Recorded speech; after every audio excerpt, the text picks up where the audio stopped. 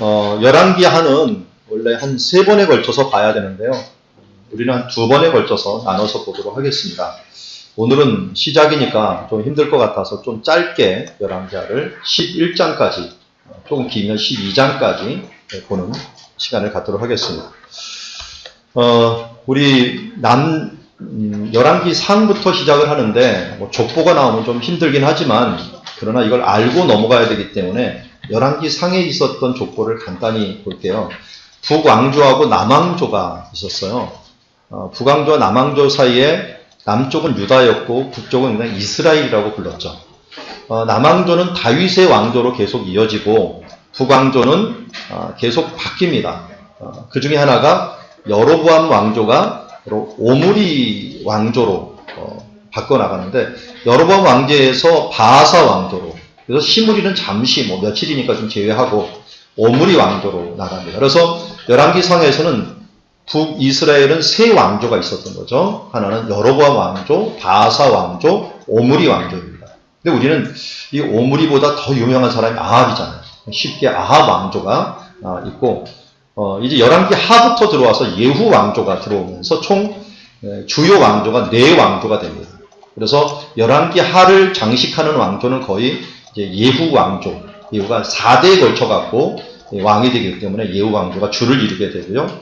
남쪽 이스라엘은, 남쪽 유다는 르호보암, 아비암, 아사, 여호사밧. 그래도 이 여호사밧까지는 굉장히 스타트가 좋았어요. 하나님 앞에 의로운 마음으로 4명이 계속 갔는데, 르호보암은 실수하긴 했지만 다시 돌아오긴 했죠.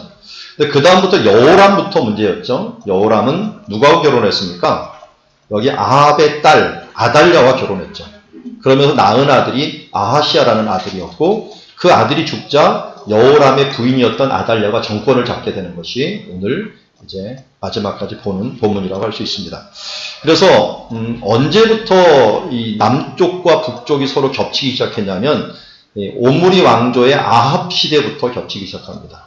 그 전까지는 이 4대에 걸쳐서는 무슨 상황이 벌어졌냐면, 남쪽도 북쪽도 앙금이 남아있어요. 왜냐하면 분열을 했거든요. 분열을 한 뒤에 이게 3, 4대가 걸쳐가면서 그 서로 반감이 없어지고, 그러면서 서로의 발전을 위해서 그러면 우리가 국경을 좀 정하고 더 이상 싸우지 말자 하는 그런 결정이 났습니다. 그래서 사실은 열왕기상에서 굉장히 중요한 요소 중에 하나가 국경 결정이에요.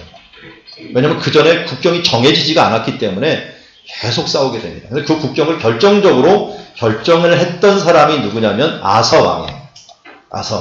아사 왕이 미스바하고 이 게바 쪽에 도시를 딱 건설하면서 국경을 삼아버렸습니다. 그러면서 어떤 일이 벌어졌냐면, 이 동쪽으로 나가는 길은 북이스라엘에게 주고 서쪽으로 나가는 길은 유다가 반반을 갈라먹는 그런 정책을 쓰면서 합리적인 정책 때문에 더 이상 싸우지 않게 되는, 그게 바로 이제 열왕기 상에 있었던 큰 사건 중에 하나였다.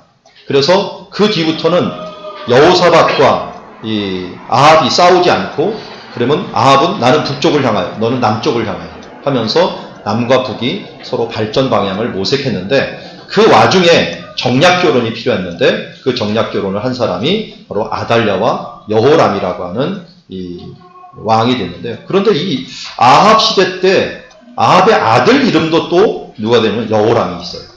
아하시아와 여호람이 있게 되고요. 그 다음에 이어지는 것이 오늘 열왕기하 다음 주부터, 오늘 잠시 보겠지만 다음 주부터 쭉 볼 예후 왕조가 이렇게 크게 여로보암 2세까지 이어지고요. 스가랴는 잠시 통치하다가 죽게 되었으니까요. 그래서 어떻게 보면 북이스라엘은 여로보암으로 시작해서 여로보암으로 끝난다고 해도 과언이 아닙니다. 왜냐하면 그 뒤에 여로보암 이후에는요, 몇십 년 안에 계속 서로 죽이고 싸우고 하다가 나라다운 나라가 되지 못하고 서로 헐뜯고 하다가 그냥 망해버리는 나라, 또 아수르의 거의 반식민지가 되어 있는 나라, 이런 나라였기 때문에 실질적인 독립권하는 북이스라엘은 여로보암으로 시작해서 여로보암으로 망했다. 그것도 재미난 것은 이 북이스라엘의 멸망의 원인을 성경에서 뭐라고 보냐면 여로보암의 죄 때문이다 라고 얘기해요. 그게 처음 여로보암의 죄 때문에 그 죄악이 끝에 마지막 여로보암 2세까지도 끝나질 않고 계속 했던 모습을 보게 됩니다. 남쪽은 분열 왕국이 된 다음에 르호보암, 아비야라고도 부르고요. 아사, 여호사밧, 그리고 여호람에 이어집니다. 그 뒤에 이제 아하시아가 예후에게 죽게 되면서 아달랴가 정권을 잠시 잡았다가 요아스, 아마샤에 이르게 되고요. 근데 잘 보면 이게 마태복음에 보면은 다윗의 왕조를 얘기했다고 여기 보세요. 요람은 우시아를 낳고 그랬죠? 마태복음에 요람은 우시아를 낳고 이 요람이 누구냐면 여호람이에요. 여러분 여호자라는 것하고 요자라는 거 똑같은 거예요. 여호와의 약자를 여호까지 쓰느냐 요드만 하나 쓰느냐. 요드 하나 쓰면은 요람이 되는 거고요. 그리고 다 쓰면 여호람이 되는 거예요. 여호수아, 호세아 이것도 똑같은 발음이에요 원래. 그래서 이런 히브리의 특징들만 이해하신다면 요람이 우시아를 낳았다는 것은 어디를 뛰어버렸냐면 어떤 4명을 뛰어넘어버려요. 근데 아달랴는 왕이라고도 볼 수가 없어요. 사실은 다윗의 왕조가 아니니까. 그런데 아하시아하고 요아스하고 아마샤를 왜 건너뛰어버리느냐. 물론 14대를 마치려고 하는 의도가 있어요. 왜냐하면 14라는 게 다윗의 숫자인데 왕조를 14 마치려고 하는 의도도 있지만 가장 중요한 것은 여호람의 아들들 3대를 갖다가 제어버립니다. 아합의 후예들, 죄인의 후예들, 수치스러운 후예들을 3대를 없애버려요. 성경에서 족보를. 그래서 하나님께서 의인은 1000대를 복을 주고 악인은 어떻게 한다 그랬어요? 3, 4대에 걸쳐서 하나님께서 이 벌을 내리려고 했는데 3대를 없애버립니다. 그래서 갑자기 우시아가 등장하는 그런 족보를 보게 됩니다. 이건 다음 주에 한번 보도록 하겠고요. 그거를 이제 연도별로 쭉 보면 이렇게 서로 비교하면서 나오게 되는데, 이 남쪽은 아사가 굉장히 오랫동안 했죠. 근데 아사 이후에 무슨 일이 생기게 되냐면 겹쳐서 통치하는 기간이 생기게 돼요. 왕들이 공동 섭정이라 그러죠. 통치를 하면서 나가는 때가 이렇게 막 생기게 됩니다. 아사가 있으면서 그다음에 여호사밧이 있으면서 그 뒤에 이어서 여호람이 같이 통치하는 일들이 벌어지게 됩니다. 이런 왕 통치 방식 때문에 서로 이제 연도가 잘 안 맞아요. 연도가 잘 안 맞는 걸 저렇게 정리를 해놨습니다. 그런데 여기서 우리가 특별히 살펴볼 것들은 여기입니다. 우리가 오늘 끝날 때 정도가 되는 건데요. 요 여로보암하고 예후로 바뀌는 요 시대가 주전 841년이에요. 그래서 구약에서 연대를 기억해야 되는 연대가 몇 개 있죠. 그 중에 하나가 이스라엘 멸망이죠. 북이스라엘 멸망은 몇 년도예요? 주전 722년이에요. 남유다 멸망은 586년이에요. 물론 1년 차이가 막 나기도 해요. 그렇지만 주로 많이 하는 것이 722년, 586년이에요. 그런데 여러분들이 성경 길이와 역사를 공부할 때 아주 큰 변화, 이스라엘 남쪽, 북쪽 모두에게 가장 큰 변화가 있었던 그 시기가 언제냐면 841년이에요. 이것도 기억하는 게 좋아요. 오늘 우리는 841년까지 공부를 할 거예요. 근데 841년이 뭐냐면 예후가 이 반란을 일으키면서 여호람을 죽이고 자기가 왕이 돼요. 근데 여기서 북쪽만 바꾸면 좋겠는데 남쪽의 아하시아 왕을 죽여버려요. 그러면서 아달랴가 대신해서 왕이 되면서 이것도 정권이 바뀌어버려요. 근데 이 시기에 또 어디까지 바뀌냐면 저 아람까지 바뀌어요. 다메섹까지. 이때 엘리사가 선자를 보내갖고 하사엘에게 베나닷을 죽이는 것들을 어떻게 보면 허락을 해주는 식으로 그 왕을 즉위를 시켜버립니다. 그러는 바람에 아람도 바뀌죠. 북이스라엘도 바뀌죠. 남유다도 바뀌죠. 이게 여기 그 성경 이스라엘 중에서 가장 큰 나라였거든요. 가장 강력한 나라였거든요. 이 세 나라가 정권이 동시에 바뀌는 일이 벌어져요. 동시에. 그러면서 이 정권이 바뀌면서 나라가 흔들리기 시작하고 연합이 흔들리고 그러면서 어디가 제일 큰 이익을 보느냐? 아람이 가장 큰 이익을. 왜냐하면 남쪽과 북쪽이 서로 원수가 돼버려요. 그러면서 분리가 돼버리니까 그나마 세 나라가 비등비등 했는데 아람이 좀 강했어요. 근데 아람이 힘을 못 쓴 이유 중에 하나는 북이스라엘과 남유다가 힘을 합쳐갖고 싸우기 때문에 아람이 남진을 못했는데 이번에는 나라가 분열이 되버리니까 남진을 하면서 하사엘이 마구 날뛰면서 북이스라엘 남유다까지 쳐들어오는, 특별히 여호람이 있는 이곳까지 막 쳐들어오기도 했지만 결국은 아달랴에 있는 이쪽까지도 마음대로 오가는 이런 상황이 벌어지는, 이게 바로 841년에 벌어지는 일들이다 하는 것을 알 수 있습니다. 그만큼 아주 변동이 많았던, 변화가 많았던 시대, 이거를 기억하는 게 좋겠습니다. 841년. 자, 이때 또 우리가 잊지 말아야 될 것 중에 하나는 굉장히 어두운 시대일수록 선지자가 많이 등장한다는 거예요. 그냥 선지자가 아니라요, 선지자와 왕은 반기례합니다. 우리나라로 치자면은 대통령과 국회의원, 국회가 어떻게 보면 좀 반비례, 힘의 균형에 있어서 서로 반비례합니다. 대통령 권한이 세지면 국회 권한이 약해지고요. 국회 권한이 세지면 대통령 권한이 약해집니다. 여기도 똑같아요. 국회 역할을 했던 것이 선지자들이에요. 선지자들. 그런데 이 왕이 잘하면은 선지자들은 약해져요. 약해져요. 다윗 같은 경우, 그렇죠? 다윗이 왕이 잘하니까 선지자들은 그냥 조언만 하는 사람들이에요. 그런데 다윗이 죄를 딱 지니까 어떻게 해요? 선지자가 탁 위로 올라와 버려요. 이게 역사 가운데서 왕과 선지자는 항상 반비례 관계를 가지고 있다. 그래서 잘 보면 제일 유명한 선지자가 나왔다? 그러면 그때는 가장 왕이 통치를 못하는 시기예요. 잘 보세요. 엘리야, 엘리사. 이 사람이 워낙 유명하죠. 그때 누구예요? 아합과 그의 아들들이 통치하는 때. 이 시대는 굉장히 어두운 시대였구나 하는 것을 우리가 감을 잡을 수가 있게 됩니다. 이 뒤에도 마찬가지예요. 앞으로 선지서가 등장을 하는데 선지서는 어디에 주로 어느 때 쓰여진 것일까요? 주로 보면 북이스라엘이 멸망할 때 대표적인 선지자 이사야, 남유다가 멸망할 때 그때는 대표적인 선지자가 너무 많네요. 예레미야, 다니엘, 에스겔, 다 이때 멸망할 때예요. 그러니까 대선지자가 등장한다, 유명한 선지자가 등장한다는 바로 이런 반비례 관계를 가지고 있다라는 것을 보게 됩니다. 지금도 땅도 마찬가지고요. 우리 세대도, 교회도 마찬가지인 것 같아요.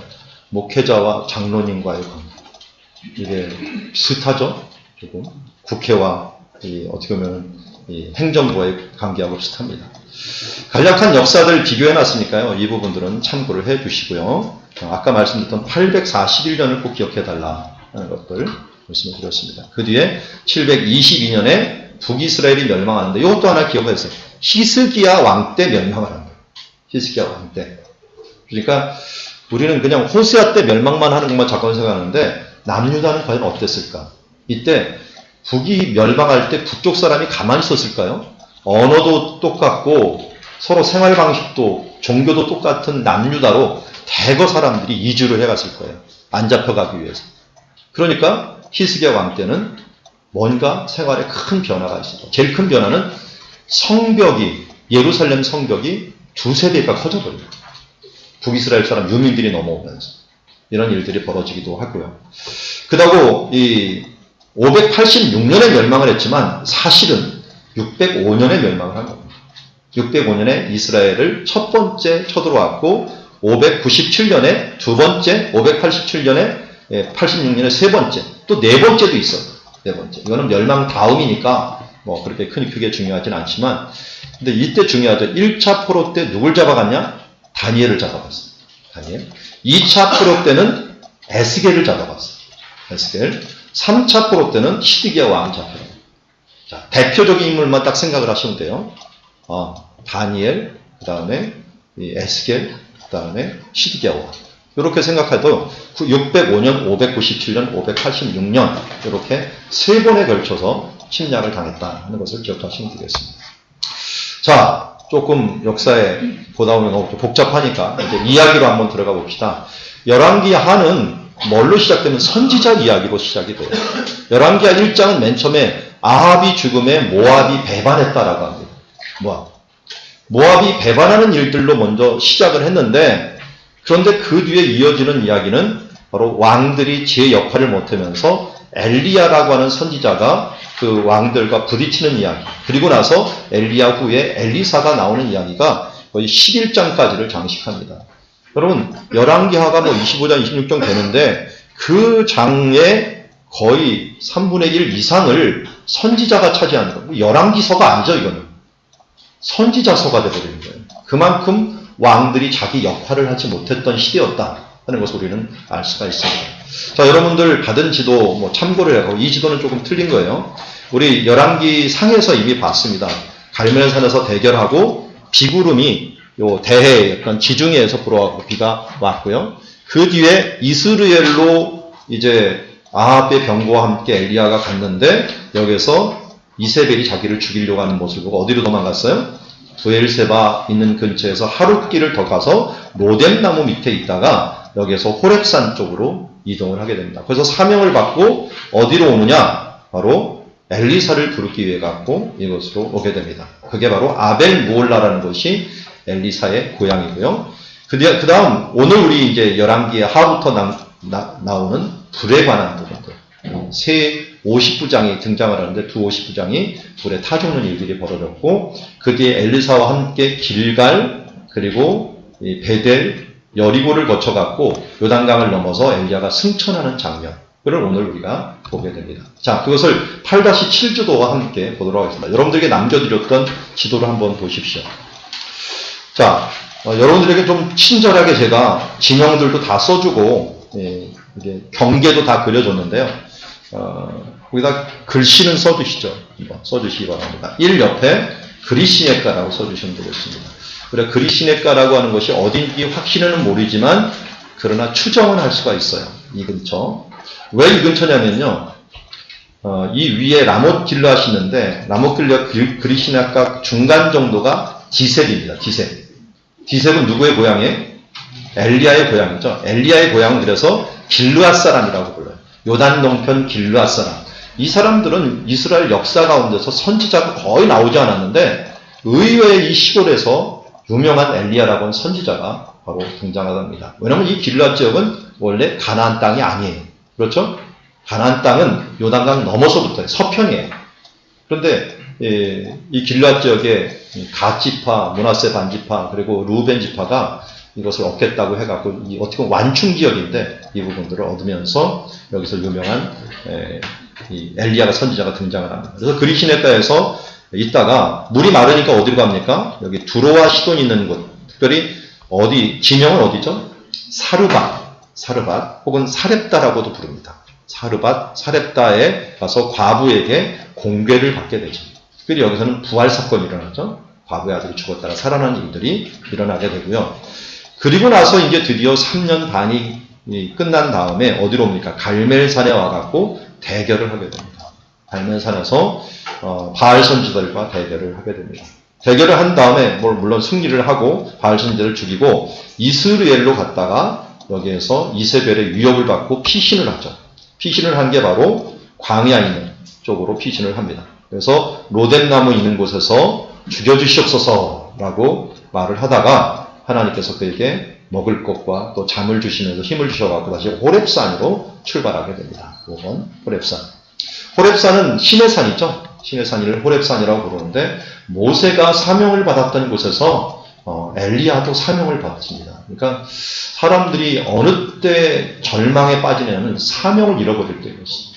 오늘 여기서도 엘리야도 사명을 다시 회복해갖고 먼저 3가지 사명을 받죠.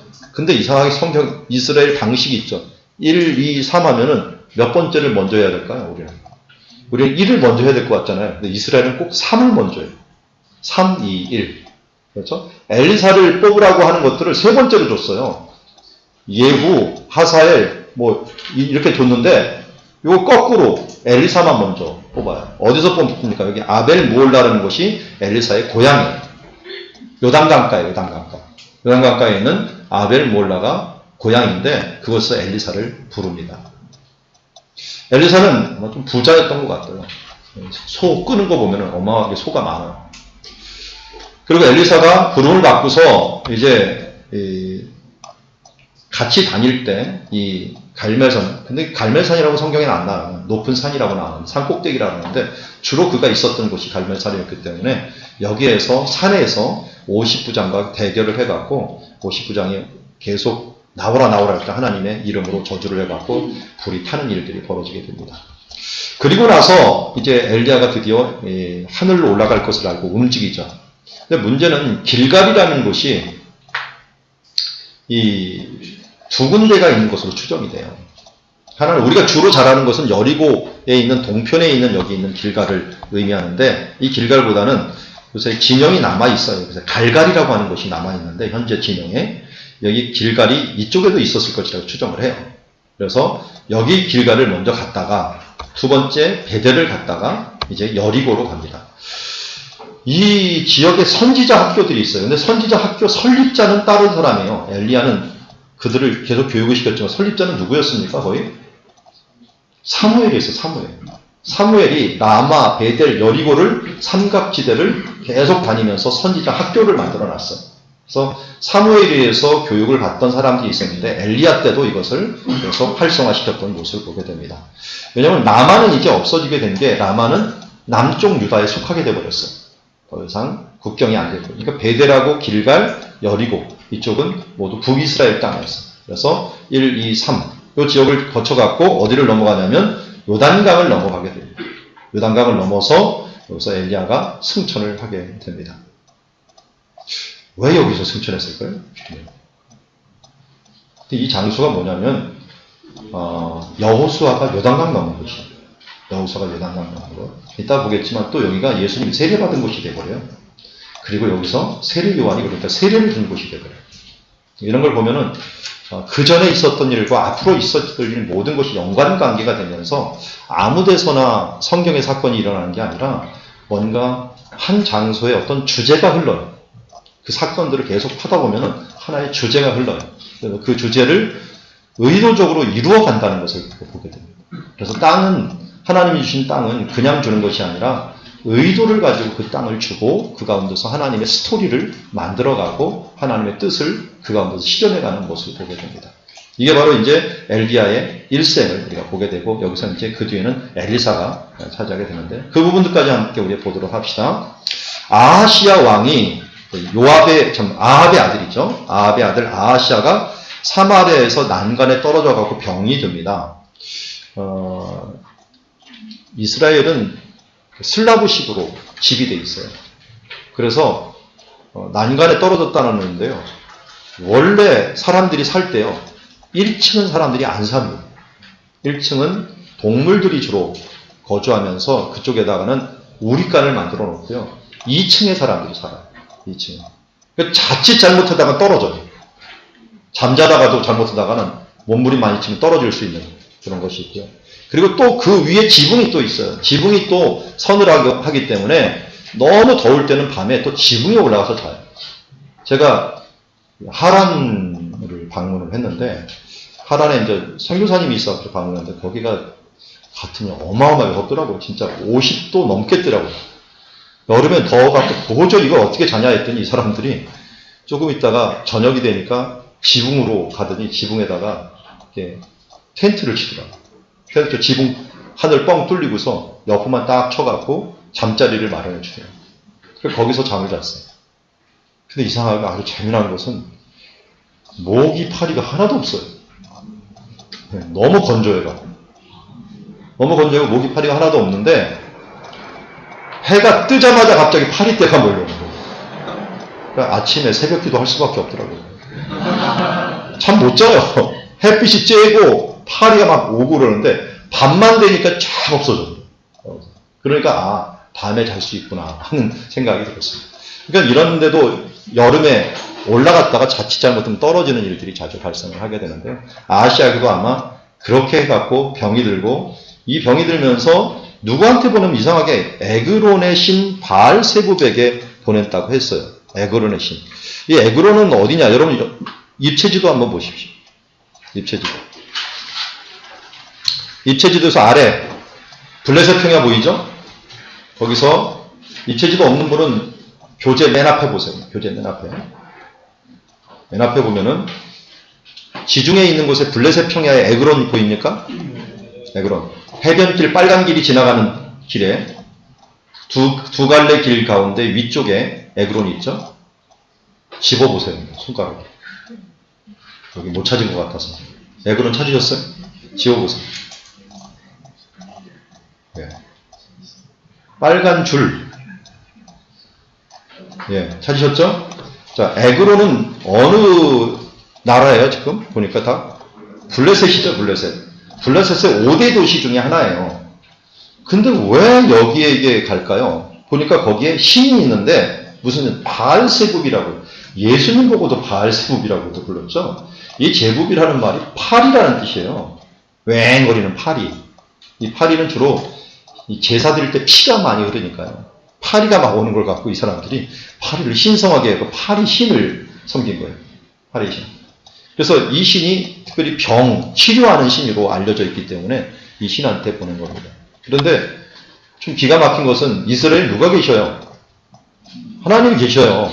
그러니까 엘리야가 이걸 보고서 내가 하나님의 신이, 우리 신이 없어서 그쪽으로 보내느냐 하면서 그를 저주했고, 그러자 여기 있는 제사장, 그 군인들이 다시 왕한테 보고했더니 그 사람 용모를 얘기했더니 그 사람이 모습이 딱 누구였어요? 엘리야였어요. 엘리야. 털옷을 입고 띠를 띠고 털이 많은 사람. 이런 사람인데 결국 엘리야를 그럼 데리고 와라 명령을 내려갖고 50부정이 갔는데 여기 왕의 말씀이 속히 내려오라 하여다 라고 했더니 내가 만일 하나님의 사람이면 불이 하늘에서 내려와 너와 내 50명을 살을지로다. 갈멜산 꼭대기예요. 저기서 그 전에 이 사람이 벌써 하기 전에 자기도 봤겠죠. 그 아들이니까 여기서 바알 선지자들 있는데 불이 내려오는 것을 봤을 거예요. 그러니까 어떻게 보면 엘리야는 불의 선지자예요. 그러니까 여기서도 보니까 내가 하나님의 사람이면 불이 내려올 것이다. 한번 보세요. 불이 내려오나 하늘에서. 내려옵니다. 어마어마한 일이 일어났어요. 50명이 그 자리에서 타 죽어요. 이거 보면 좀 엘리야 너무하는 거 아니에요? 왜 이렇게 할까요? 근데 이상하게 성경에서 이런 일이 자주 발생해요. 이거 비슷한 일이 뭡니까? 모세 때 일어나요. 모세 때. 모세 때 200명의 제사장이 그냥 그 자리에서 그냥 불타버리는 그 고라 이 자손들이 그냥 땅이 갈라져 그 속으로 쑥 들어가는 일들이 벌어요. 모세하고 지금 이 엘리야하고 공통점이 뭡니까? 이게 뭐가 이유가 있을 거 아니에요. 이게 잘 보면 하나님의 권위예요. 하나님의 권위. 지금 하나님의 사람이라고 하는 건데 왕이 지금 제 역할을 못하니까 그 나라의 대표는 어떻게 보면 엘리야가 지금 대표하는 사람처럼 되어 있는 거예요. 하나님의 사람이 내가 하나님의 사람이라면인데 하나님의 사람을 왕이 좌지우지할 수 없는 지금 상황이라는 거예요. 그래서 모세의 권위나 엘리야의 권위가 닫혀버리면 뭐가 되냐면은 하나님의 권위가 닫혀버립니다. 그러니까 목회자에 있어서도 굉장히 중요한 부분 중에 하나는 목회자가 왜 권위를 가져야 되냐면 말씀 때문에 그래요. 그럼 목회자의 권위가 없어지면 전하는 사람들에 대한 신뢰가 없어져갖고 그 사람들이 들을 리가 없어요. 저도 어느 교회 교육전도소로 갔다가 목사님이 좀 안 좋은 일들이 있는 것들을 딱 들었는데 이게 은혜가 안 돼요. 바로 사임하고 나왔어요. 도저히 있을 수가 없는 거예요. 막 보이니까. 그런 면에서 책망할 것이 없는 사람으로 서야 돼요.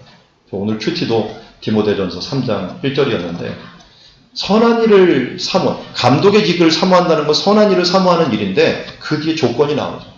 일단 사회에서 인정하고 사람들에게 흠잡을 것이 없는. 근데 흠잡을 것이 그런 사람은 어디 있겠어요. 그런데 진실하게 사람들 앞에 그런 모습을 가져야 되는 이유 중에 하나는 하나님의 말씀을 제대로 전하기 위함이고 하나님의 말씀이 권위 있게 나가기 위함이죠.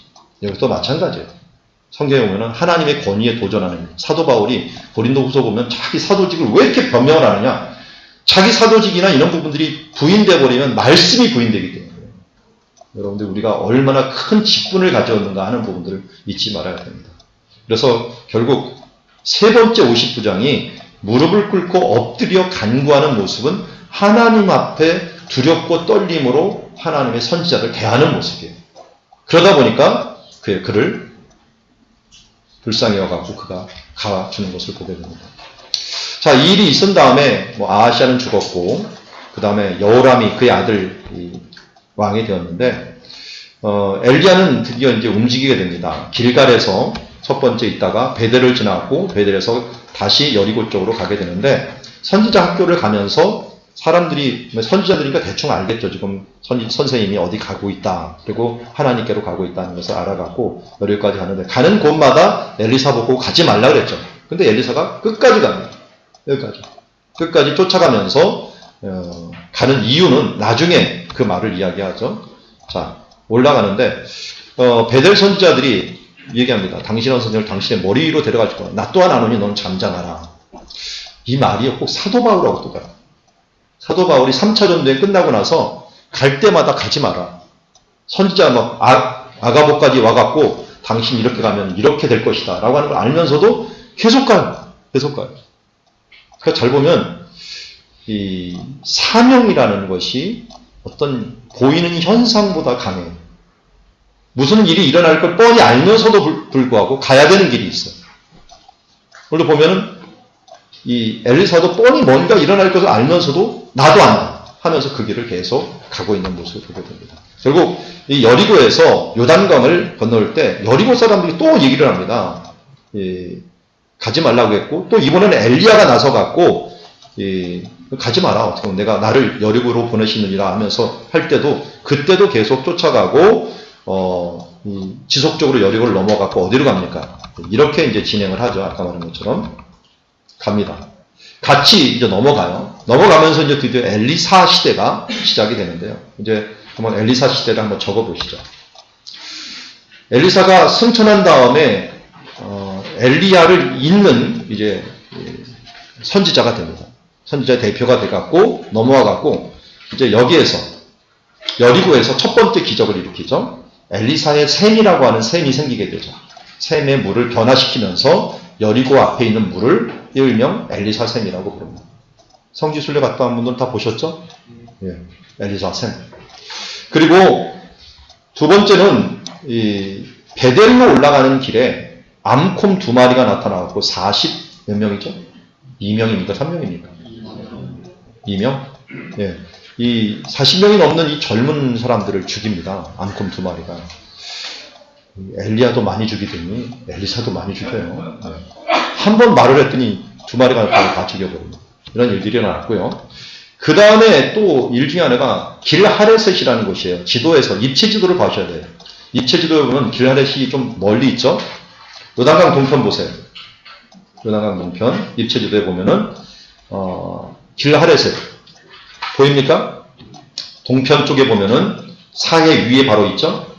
사해 위에 길하레셋이라고 있습니다. 여기가 모압의 수도예요. 모압의 수도이기도 하고 또 모압 미스베라고도 부르기도 합니다. 모압 미스베. 모압 미스베는 누가 갔던 곳인지 아세요? 네. 다윗이 갔던 곳이죠. 다윗이 도망을 가다가 자기 부모님들을 모압 미스베에다 모셔놓고 오는데 모압 미스베 길하레셋. 지금은 카락이라고 부릅니다. 카락이라고 부르는 지역이 바로 이 지역입니다. 이 지역에서 있었던 사건이 바로 전쟁인데요. 이 지역 가기 전에 일어난 게 사실 물과 관계된 거죠. 검은 고를 치는 자와 기도를 했더니 물이 나와갖고 그 물 때문에 그 이스라엘은 힘을 얻었지만 이 모압 사람들은 그게 핀 줄 알고 내려왔다가 된통당하고 도망가는 그런 일이 바로 엘리사와 관계된 물과 같은 물에 대한 기적입니다. 그러니까 엘리사는 처음부터 물 기적이 굉장히 많았어요. 엘리사 샘부터 시작해서 물이 나오게 하는 샘까지도 나왔고요. 스승은 불 선지자였는데 이게 엘리사는 물 선지자가 됐고. 자, 그 장면을 함께 보도록 합시다. 이 선지자 50명이 멀리서 바라보는데 두 사람이 요단가에 서 있는데요. 엘리야가 옷을 가지고 이 요단강을 칩니다. 치니까 요단강이 이리저리 갈라져갖고 땅 위로 건너게 됩니다. 이게 바로 이제 여리고 쪽에서 모압 평지 있는 쪽으로 넘어가는 쪽이에요. 거기 너머를 갖다가 베단이라고 부르는데 이 베단이에서 예수님께서 세례를 받으셨죠. 요한복음에 보면은 예수님께서 요한이 세례를 주었던 곳이 요단강 베단이라고 하고 있어요. 그 베단이 예루살렘 베단이가 있고 요단강 베단이가 있어요. 그러면 요단강 베단이에 와갖고 요한이 세례 줬던 곳에 그곳에 간 거예요. 여기에 이 장소에 지금도 기념이 하나가 있는데 엘리야 승천 기념 물이 있어요. 엘리야가 여기서 승천한 장소예요. 근데 여기 넘어갔다가 다시 넘어오죠. 엘리사가 넘어옵니다. 그런데 이게 넘어가고 넘어온 사람들의 이 이름을 보면은 참 이게 주제가 하나가 흐른다는 게 여기서 나와요. 보면은 여호수아는 뜻이 여호와는 구원이시다예요. 근데 예수님은 똑같이 여호와는 구원이시다라는 뜻이에요. 구원이라는 뜻을 갖고 있는데 엘리사는 엘리야하고 이름은 비슷한데 뜻은 많이 틀려요. 엘리야는 나의 하나님은 야는 나의 하나님은 여호와다라는 뜻이에요. 나의 하나님은 여호와다. 그런 뜻이고 엘리사는 나의 하나님은 야샤와라는 뜻이에요. 예수님의 어근하고 똑같아요. 나의 하나님은 구원이시다는 뜻이에요. 그러니까 나의 하나님은 구원이시다나 여호와는 구원이시다나 다 이름이 똑같죠. 그러니까 여기에서 동쪽에서 서쪽으로 요단강을 넘어온 모든 사람의 대표적인 세 명의 이름이 똑같아요. 이름 뜻이. 구원이라는 분이 다 똑같이 넘어와요. 여호수아도 넘어오고요. 엘리사도 넘어오고요. 예수님도 넘어오는 게 다 똑같이 구원이라고 하는 이미지를 갖추고 있다.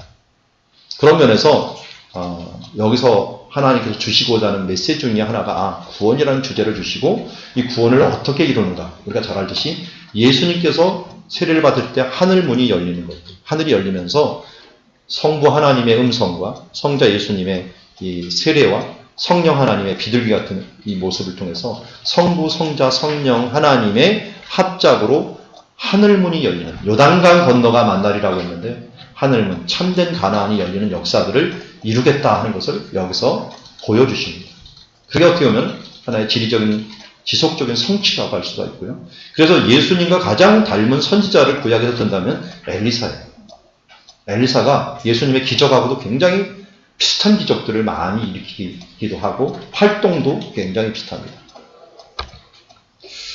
자, 그 뒤에 이제 엘리사가 구하는 기도도 보면은 이렇게 기도를 해요.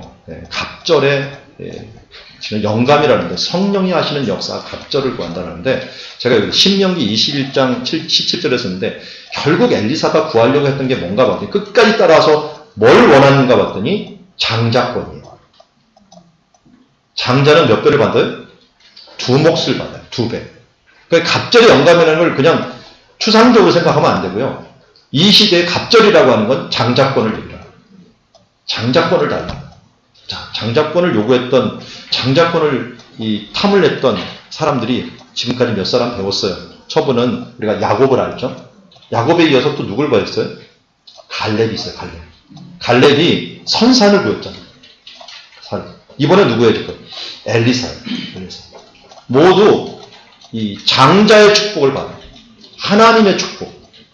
하나님께로부터 뭔가 최고의 축복을 받으려고 하는 이런 의지가 강했던 사람들에게 하나님의 축복을 내려주신 것을 보게 됩니다.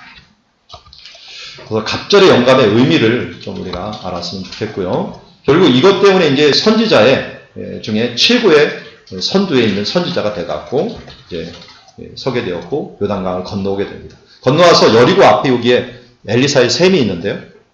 이 샘에서 쓴 물을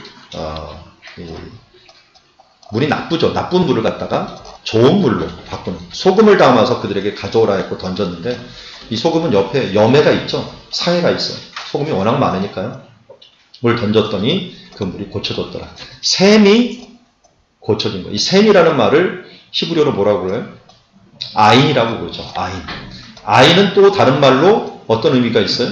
눈이라고 부르죠. 그래서 이 눈을 몰 때 아이나임이라고 그러죠. 쌍수를 쓰죠. 나임을 붙이면. 마하나임.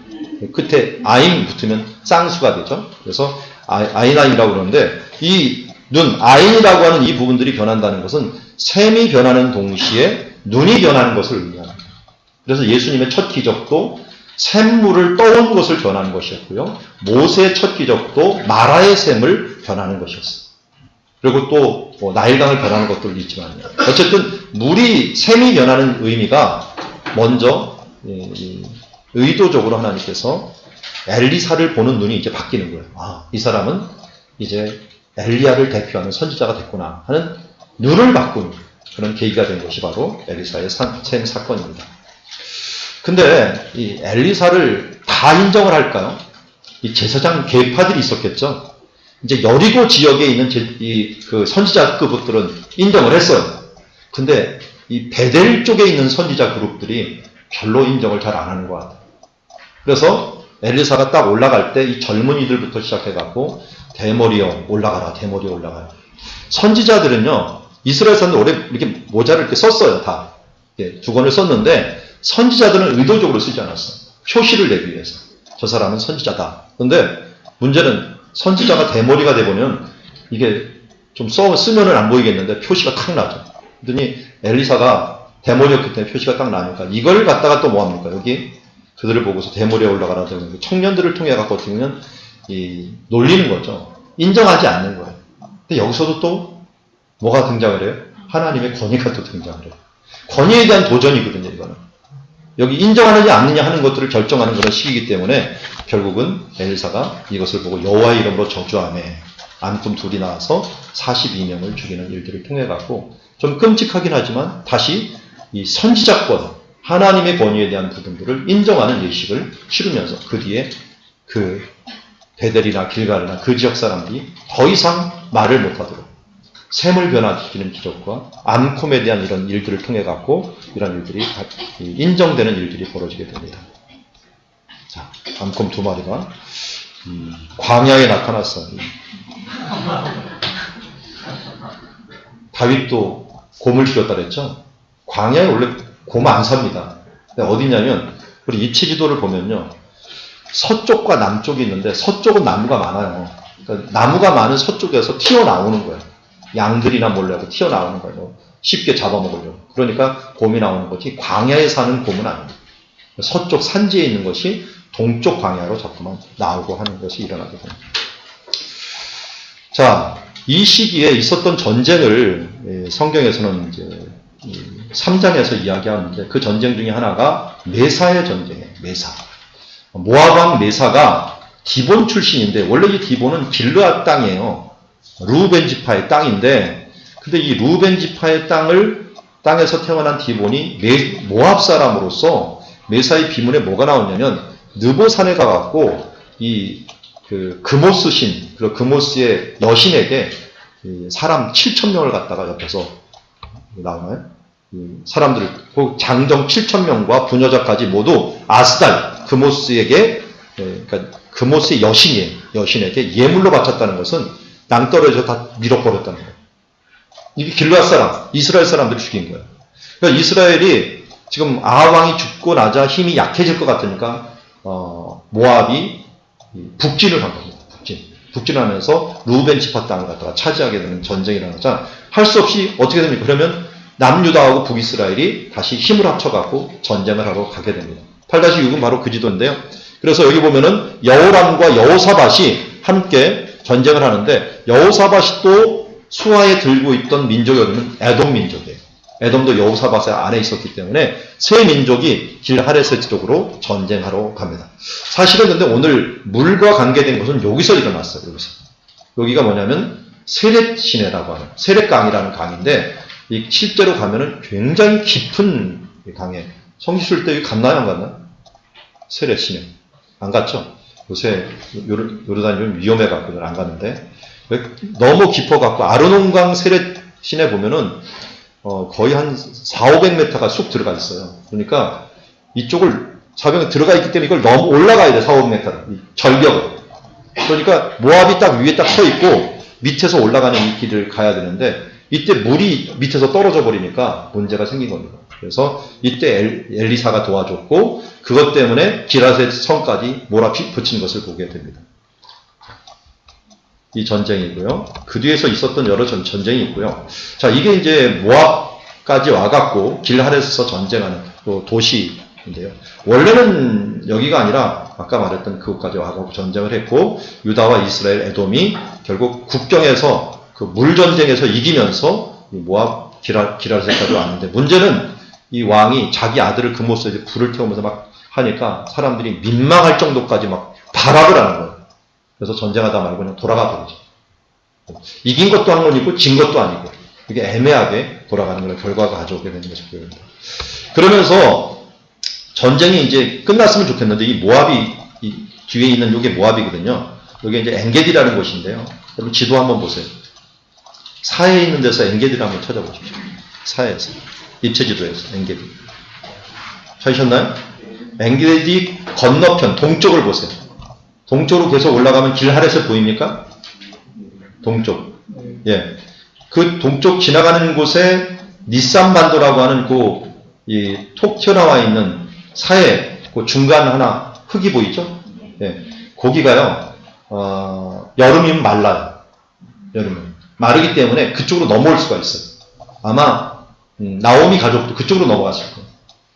그쪽으로. 다윗도 그쪽으로 넘어갔다가 다시 와갖고, 거기 마사다라는 곳이 있는데, 다윗도 마사다라는 곳에 요새 있었다라고 해요. 마사다가 요새라는 뜻인데, 거기도 왔다 갔다 하는 지역이기 때문에 그래요. 그러니까 전쟁을 마무리를 못 짓다 보니까, 거기서 끝난 게 아니라 이 전쟁하는 적들이 규합을 해갖고 이제는 이 남쪽을 치게 된 거예요. 그게 이제 엔게디의 전쟁이죠. 연합군이 왔는데 이거 잘못하다간 다 무너지게 생긴 거예요. 그러니까 그 전까지는 북쪽과 함께 연합을 했는데 이제 남쪽 유다만 남은 거예요. 그래서 힘든 이 시기에 우리가 잘 알듯이 오직 주만 바라보나이다 하는 여호사밧의 기도가 있었고 그 기도 이후에 이 찬양대를 앞세우고 이 밑으로 내려가게 됩니다. 드고아에서 쭉 내려가게 되는데 그 찬양하면서 내려갔을 때 하나님께서 어떻게 합니까? 그들 가운데 분열을 일으켜요. 그래서 모압과 암몬 그리고 세일선 사람들이 서로 쳐 죽이면서 다 자기네끼리 싸우다가 죽어버리는 일들이 발생하게 되고 이것 때문에 어떻게 합니까? 차라리 이 엔게디 지금 시스고개로 올라가야 되는데 올라가지 못하고 이 밑에서 이미 다 전쟁에다 자기네끼리 죽어버린 거예요. 그러는 바람에 이 엘리야가 여기에서 시와 찬양이 시작될 때 하나님께서 이것을 서로 의심하고 서로 연합군을 의심하면서 싸우면서 죽자 가서 사흘 동안에 이 물건들을 다 가져왔는데 드고아 있는 곳에 브라가 골짜기다 하는 것이 이 드고아고요. 여기 골짜기가 있는 이런 골짜기에다가 브라가라는 것은 웅덩이라는 뜻도 있고 축복이라는 뜻도 있어요. 축복의 골짜기도 되고 웅덩이라는 뜻도 있고 이곳에다가 물건을 3일 동안이나 모아놓을 정도로 아주 큰 승리를 가지고서 승리한 이야기를 기록하고 있습니다. 브라가 골짜기고요. 그 뒤에 이제 여호사밧 이야기 뒤에 이제 엘리사 이야기를 마무리를 해야겠네요. 엘리사가 물 전쟁이 있은 다음에 여기 수넴이라는 곳에 수넴 여인에게 아들을 주기도 하고 또 아들을 살리기도 하는 사건이 있게 됩니다. 지도에 완성을 해보시죠. 그 다음에 이 길갈 근처에서 야등덩쿨 나무를 먹다가 독이 있어갖고 그걸 해독하는 일들 그리고 10명 정도 먹을 수 있는 보리떡을 가져왔는데 그걸 갖고 100명 이상이 먹는 오병이어 기적과 같은 기적들도 바로 이 근처에서 행하게 됩니다. 그리고 나아만 장군, 나아만 중에 루옵이라고 여기 있는데요. 루옵이라고 하는 곳에 요번에 발굴이 됐어요. 한 5년 전인가요? 발굴이 됐는데 엘리사의 집이 있는 곳이 발견됐어요. 엘리사의 집. 여기에 나아만 장군이 분명히 찾아왔다면 요단강 가서 몸 씻으라는 요 앞에 찢는 것이잖아요. 씻다가 치유를 받고 다시 이쪽으로 온 것을 보게 됩니다. 나아만 장군이 나왔고요. 그 다음에 도단 지역에서 엘리사가 자꾸만 정보를 이스라엘 왕한테 알려주니까 아람 군대를 가지고 도단성을 포위했는데 차라리 그들의 눈을 어둡게 만들라고 포로를 삼았던 일들이 바로 아람에서 도단에서 있게 됩니다. 그리고 사마리아 성이 한번 포위가 돼갖고 굶주렸고 아들까지 잡아먹는 일들이 발생했죠. 그리고 굶주리면서 다시 엘리사가 해방시켜 주기도 했고요.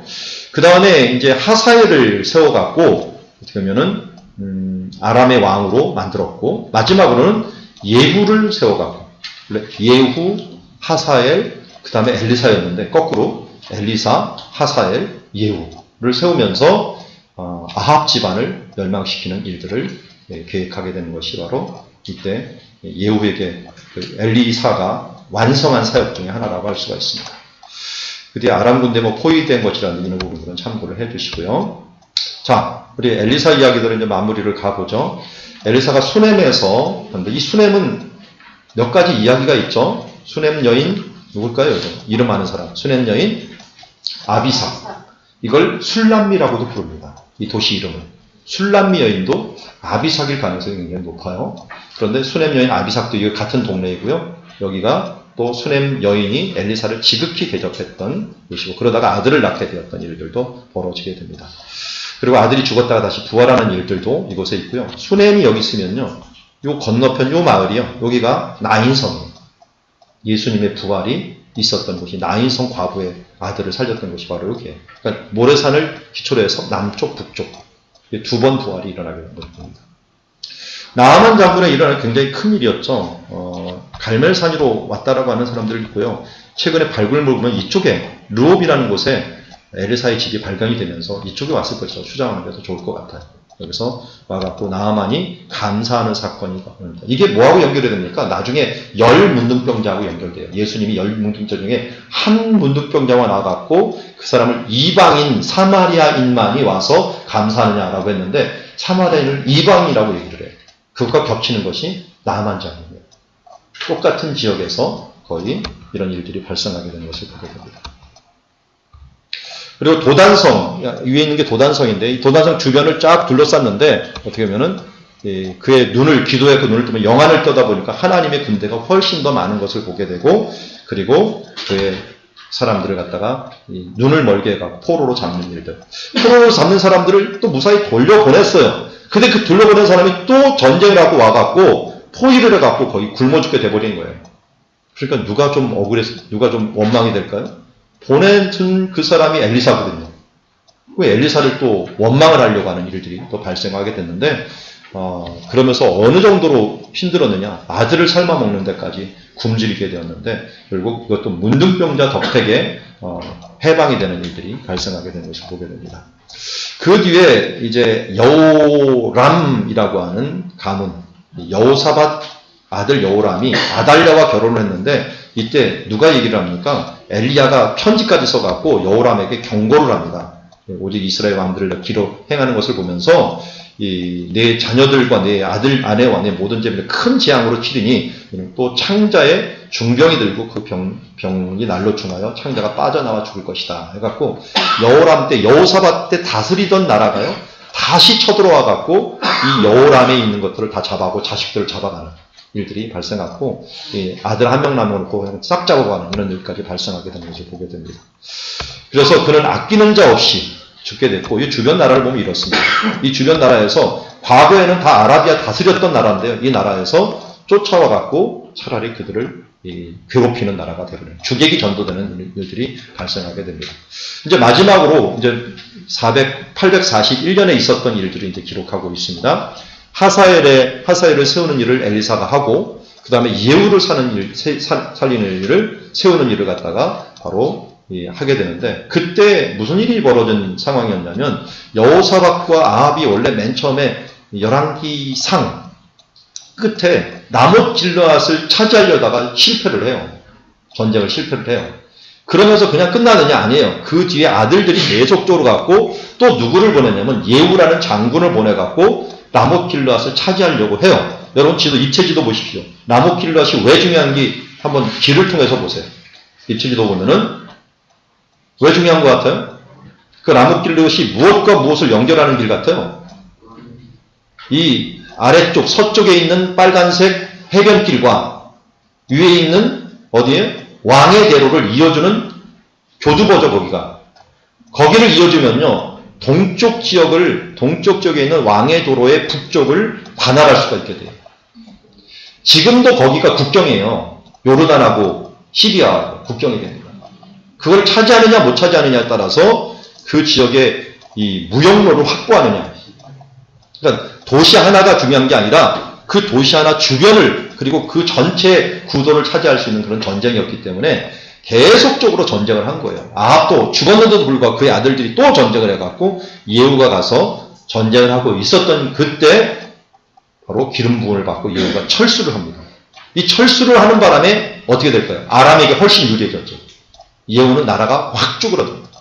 대신에 자기는 뭐예요? 내적인 부분들을 치중하게 되겠죠. 그래서 여기서 이스라엘에서 누구를 죽입니까? 이세벨을 죽이고, 그 다음에 사마리아 그의 아들들을 쫙 죽이는 일들이 발생을 하게 되고, 여기서 이스라엘에서 왕만 죽인 게 아니라 또 누구를 죽여버리냐면 이 남쪽 유다 왕까지 죽이죠. 그런데 그러면서 아람한테 계속 이제 시달리게 된 거예요. 근데 하나님이 원조를 줄 수 있는 사람이 줬는데, 아람이 계속 힘을 쓰면서 막 수리아 쪽에서 쳐들어오는데, 누가 쳐들어왔냐면 더 북쪽에서 아수르가 쳐들어와요. 그러면서 아람, 하사엘 있는 곳에 다메섹을 치고, 이 북쪽 하솔까지 하고 납달리, 베니게까지 치면서 막 내려오는 거예요. 근데 예후는 이걸 보면서 아이구나 잘됐다. 차라리 이 사람한테 섬겨야겠다 해갖고 이 살만에셀 3세 이 사람에게 절하면서 그에게 그 조공을 바치게 되는 일들이 발생하게 됩니다. 이게 길르앗 라못이고요. 그리고 예후가 달려올 때 병거를 달려올 때 미친 사람처럼 아주 과속을 하는 장군이었나봐요. 와갖고 이스라엘 쪽에 왔을 때 그 이스라엘 근처에 나봇의 포도원이 있었죠. 그곳에 왕을 죽여갖고 던져버리고 이곳에 들어와서 이세벨을 갖다가 죽여갖고 그런데 이세벨을 죽일 것까지는 없었는데 이세벨을 죽이면서 무슨 일이 벌어지냐면 나중에 생각이 난 거예요. 이세벨은 아주 중요한 역할을 했어요. 베니게와 남유다 이걸 연결하는 연결고리예요. 왜냐면 남유다의 왕비의 어머니고요. 저쪽 북이스라엘 베니게에는 공주의 자리가. 그러니까 이 세 나라를 연결하는 고리인데 연결고리를 끊어버려야 되는 거예요. 그럼 어떻게 돼요? 고립이 되거든요. 고립이 되면서 이세벨의 이 큰 힘이 그냥 다 잃어버려버려요. 그래서 나중에 계시록 2장 20절에서 말하는 게 바로 그거예요. 너희가 이세벨을 내가 용납함이니라고 하는 도인인데요. 이세벨을 왜 용납할 수밖에 없냐면요. 세상과 교회를 연결하는 연결고리가 되기 때문에 이 고리를 빼앗겨버리면은 나라가 그야말로 고립이 돼버리거나 사람이 고립이 되면서 더 이상 발전할 수 없기 때문에 그런 면에서 이세벨이 이런 아주 미묘한 이런 위치를 딱 차지하고 있는 존재였는데 결국은 이 이세벨을 죽임으로 말미암아 나라를 고립시키는 결과를 가져오게 됩니다. 예후는 혁명은 일으켰는데 나라는 엄청나게 축소를 시켜버렸어요. 축소를 시켰어요. 그러면서 일어난 일이 있어요. 레갑 아들 여호나답과 함께 힘을 합칩니다. 요나답이라고도 부르죠. 이름이 똑같은 거야. 아까 여호람 있죠? 요나답. 요나답은 어디서 나오죠? 여기 서 있잖아요. 예레미야 35장에 나오죠. 요나답의 후손들이 나중에 등장을 해요. 예레미야서에 보면은. 근데 요나답이 어떻게 보면 1등 공신 역할을 한 게 바알 선제를 죽이면서 예후가 왕위를 차지하는데 굉장히 개국 공신이 되거든요. 개국 공신. 그런 면에서 그가 왕위를 힘입어가 큰 지위를 얻을 수 있었음에도 불구하고 예레미야서 나중에 보니까 그 자손들에게 너는 포도원도 갖지 말고 집도 짓지 말고 어떤 것도 갖추지 말면서 가난하게 살 것을 요구를 했어. 왜? 뭘 했을까요? 예후의 혁명 이후에 그가 온전히 변하지 않은 모습을 보면서 관직에서 내려온 것 같아요. 그래서 온전히 여호와를 섬기는 사람, 그런 집안으로 남아 있었고, 그러나 최소한 이 예후는 뭐라냐면 여호와를 위한 나의 열심을 보라면서 바알 선지자 집안들을 아주 철저하게 멸했던 모습들을 보게 됩니다. 그러나 그가 하지 못한 것 중에 하나가 뭐예요? 29절에 보니까 느밧의 아들 여로보암의 죄, 그건 뭐예요? 베델과 단에 있는 금송아지를 섬기는 죄에서 떠나지 아니하니라. 왜 이건 못 떠났을까요? 이걸 없애버리면 어떻게 됐을까요? 그럼 결과를 한번 생각해볼까요? 베델에 있는 것과 이 단에 있는 금송아지를 딱 없애버리면 사람들이 어디로 예배하러 가버리죠? 네, 예루살렘으로 가버려요. 그러니까 정권이 흔들리게 되는 거예요. 그러니까 정권을 버리지 못하는 거예요. 그만큼 예루살렘에 가는 이 예배자들을 막기 위해서라도 이 우상을 딱 해놓아서 그들을 견제하면서 오염시키는 신앙들을 그에게 준 것을 보게 됩니다. 사마리에 가서 전쟁, 그 뒤에 이제 살만에셀이 쳐들어오는 장면이 있는데요. 제가 이걸 보려고 영국에 간 적이 있어요. 이스라엘 왕 중에요. 외국 사람들이 왕의 얼굴을 그려놓은 게 딱 하나가 있어요. 그게 예후예요, 예후. 예후는 그의 온 모습을 그려놨는데, 자, 이 부조를 보세요. 이게 대형박물관에 있어요. 대형박물관에 살만에셀 3세 현무암으로 만든 곳에 석비에 있는데, 예후가 어디 있을까요? 이 사람이 예후예요. 엎드린 사람 있죠? 이 예후예요. 이 예후가 있는 요 옷들 이런 걸 보면은 이게 외투를 벗었어요. 왕복을 벗고요. 머리를 조아리면서 아수르에게 절하면서 조공을 바치겠다고 항복하는 예식이에요. 그걸 그려놓은 겁니다. 예후의 모습. 그러니까 이스라엘 왕 중에서 있는 모습으로 정확하게 하는데 근데 수치스러운 모습을 그려놔서 그렇지 이렇게 정확하게 예후의 모습이 그려져 있어요. 그러면서 이 사람을 뭐라고 지칭을 하냐면 오므리의 아들 예후라고. 오므리의 아들이 아니죠. 근데 왜 예후를 갖다가 오므리의 아들이라 했느냐? 이 아수르 사람 이 의식에는요, 아합이 워낙 유명한 사람이었어요. 아수르. 왜냐면 한번 갈그미스트라고 하는 전투에서 아합이 아수르를 막아낸 적이 있어요. 연합적전으로가. 그렇기 때문에 이 아합 그러면은 아수르에서 유명한 왕이었는데 아합을 이어갖고 조금 있다가 왕이 됐으니까 아합의 아버지 오므리의 자손, 오므리의 집안이라고 하는 이름을 기록하는 것을 보게 됩니다. 어쨌든 예후가 이것 때문에 어떻게 보면 북쪽에 오는 아람을 한 단계 좀 줄일 수가 있었어요. 완전히 줄이지는 못했어도 한 번은 줄일 수가 있었던 것을 보게 되고요. 이 시기에 같은 시기에 발견된 토기가 하나가 있는데, 이 토기가 좀 기가 막힌 토기입니다. 자, 요렇게 돼 있었어요. 잘 보면 3명이 있는데요. 2명은 사람이고 한 사람은 신이에요. 이 사람이 신이에요. 여기가 신이에요. 이게 아세라 신이에요. 그리고 여기 2 사람이 있는데 어떻게 생겼는지 모르지만 남자, 여자예요. 여자가 어느 쪽에 있을까요? 왼쪽이 여자일까요? 오른쪽이 여자일까요?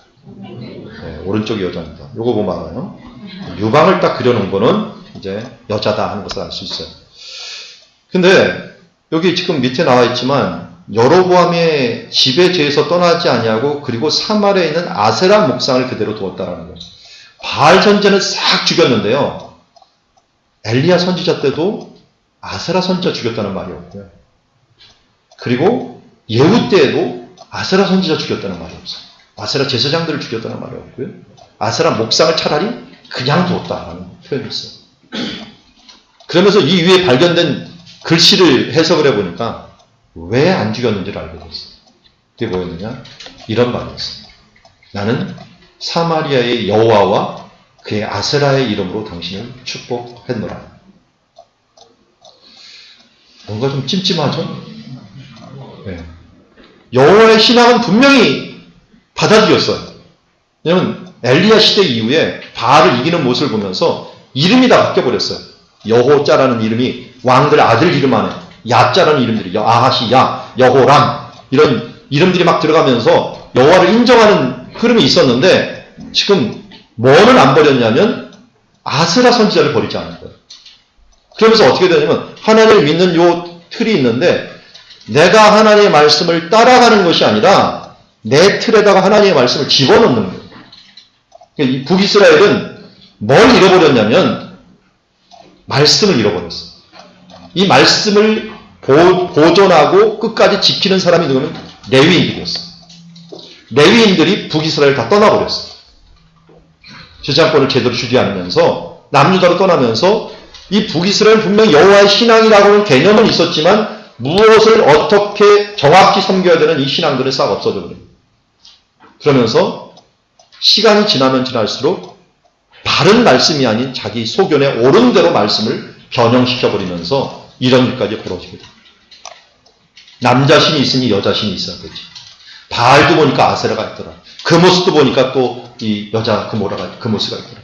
그러면 우리도 여자는 한 명 남겨둬야지 하면서 아세라를 남겨놓으면서 바알과 아세라가 아닌 여호와와 아세라의 신문화를 만들어낸 것이 북이스라엘입니다.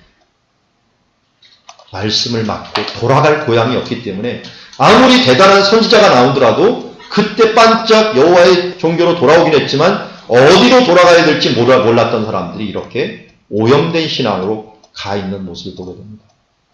그럼 우리 총신이 왜 최후의 보루가 돼야 되냐면요. 그래도 말씀 중심이에요. 그래도 강해 설교 중심이에요. 말씀에 우리를 맞추자주의예요. 근데 최근에 말씀대로 설교하면 부응이 안 돼요. 왜냐하면 주제를 아주 이렇게 감동적으로 얘기를 해야지 한 주제에 그것을 끌어들여야 되는데 이 주제 설교의 위험성 중에 하나는 말씀을 그 주제에다 끌어들인다는 거예요. 내 생각에 끌어들인다는 거예요. 그럼 어떻게 됩니까? 사람들에게는 굉장히 설득력도 좋고 사람에 따라서 사람들을 막 움직일 수는 있지만 또 이런 일이 발생해요. 자기 소견에 오른 대로 말씀을 이용해 먹는 이런 일들이 발생하게 되는 것을 보게 됩니다. 그래서 참 그냥 두었더라. 이 쓴뿌리가 무섭습니다. 쓴뿌리를 제거하기 위해서는 정확한 말씀을 가지고 말씀에 나를 맞추는 삶이 돼야지 말씀을 이용해 갖고 나를 맞추는 삶을 가지지 말라는. 질문인데요. 예, 질문해 주시죠. 엘리야가 예. 아합으로 달려가서 이스라엘까지